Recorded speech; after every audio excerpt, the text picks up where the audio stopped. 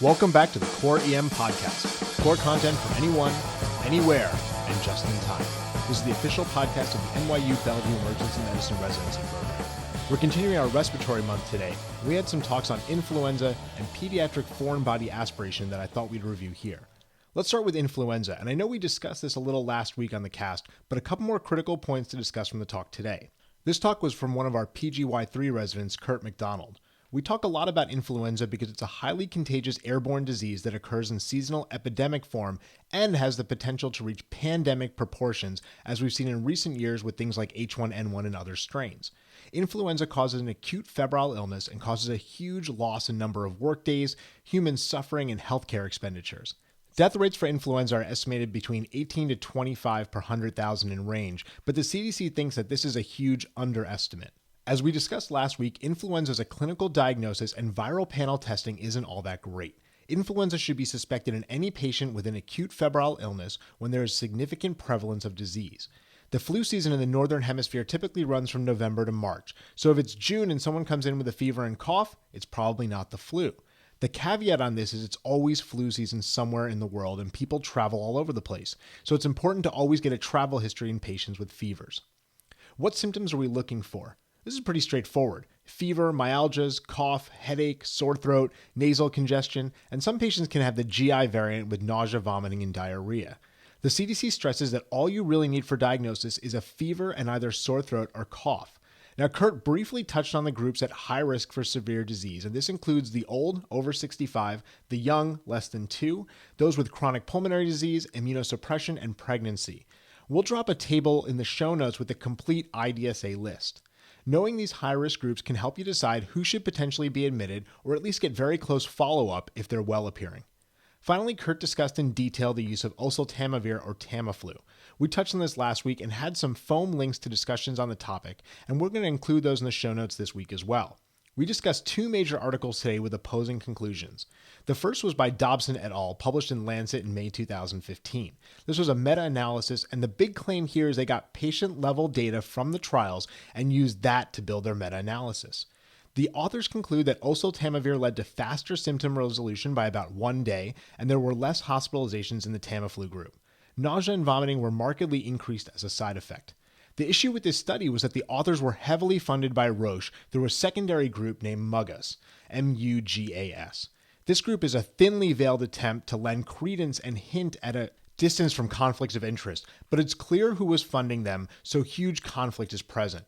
The major issue is that Roche decided which patient data was released for the group to analyze. It's pretty clear how they could easily have biased this study. Honestly, I'm a bit shocked that it was printed in a journal like Lancet at all. The second article was published in the BMJ in 2014 by Jefferson and his colleagues, who did not have any significant financial conflicts. This group found a 17-hour reduction in symptoms with the drug and no difference in hospital admissions. They also note that kids with asthma did not derive any benefit from the drug. Nausea was significantly increased with a number needed to harm of 28, and vomiting was also increased with a number needed to harm of 22. None of the studies they reviewed showed decrease in transmission from the sick patient to healthy close contacts. Finally, psychiatric adverse events were increased as well in the oseltamivir group with a number needed to harm of 94. So what's the bottom line? Oseltamivir use in patients with influenza decreases symptoms by about 16 hours with an increase in nausea, vomiting, and psychiatric events. There's no documented decrease in hospitalizations, pneumonia, or death. There's limited information, if any, on the use of this drug in critically ill patients as well. While the CDC continues to recommend it, they also have a huge financial conflict of interest as they get large donations from Roche, so I'm not sure that I trust the CDC on this one. I'm not using this drug in well-appearing patients. It's expensive, lots of side effects, and minimal benefit. Our second talk of the day was from one of our senior PEM faculty, Sue Torrey. Sue discussed the presentation and management of kids with foreign body aspiration. 80% of these patients are going to be under 3 years of age, with a peak incidence in the 1 to 2 year group. In toddlers, the object aspirated tends to be food, but balloons, marbles, and other things that are round and slippery are pretty commonly seen as well. 60% of the objects will find their way into the right bronchial tubes, and about 20% to the left. 10 to 15% will lodge in the upper trachea, and of course, these are the ones that tend to be fatal. Let's get to the clinical stuff. There are really two major presentations that we'll see. The patient with an upper obstruction who's actively dying or already dead, and the patient with some cough and maybe wheezing or retractions. Let's start with the really sick group. Kid comes in with a witnessed choking event and is in severe respiratory distress. You should suspect a partial occlusion of the airway by the foreign body here. Keep them in a position of comfort, usually sitting up, and try not to agitate the patient with IV sticks and the other things that we typically do. Supply supplemental O2 however you can, and get your consultants on board immediately. This typically includes ENT, anesthesia, maybe surgery or pulmonary critical care. The safest place to get these objects out is going to be in the operating room where all the tools are available, including the rigid bronchoscope, and a surgeon who can place a trach if needed. If your consultants are delayed and the patient converts to a complete obstruction, you can consider doing the laryngoscopy and trying to either remove the foreign body or using the tube or bougie to push it down into the right main stem if you can't get it out, or visualize it above the cords. How about the less dramatic presentation? 75 to 90% of these patients will have a witnessed choking event and then present with respiratory difficulties. The classic triad of cough, wheeze, and unilateral decreased breath sounds are only going to show up in about 55 to 60% of patients. Chest x-ray, though typically the first-line imaging modality, will only be abnormal in about 33% of patients in the emergent setting. The common finding is, again, unilateral hyperinflation. A common board question is a chest x-ray with a coin asking whether the coin is in the trachea or the esophagus. A coin in the esophagus will appear on face, flat and round, on a PA or AP x-ray, and you'll see just the side of the coin on the lateral. If the coin is in the airway, you'll see the opposite. On face in the lateral, and edge view only in the PA or AP. Additional x-rays are often recommended to help find subtle findings of hyperinflation like expiratory and inspiratory films or decubitus images, but the evidence to support the utility of these additional films is pretty minimal. A recent study published in the Annals of Emergency Medicine in 2013 states the addition of decubitus to standard view increases false positives without increasing the true positives and lacks clinical benefits. I'll drop a link to that article in the show notes.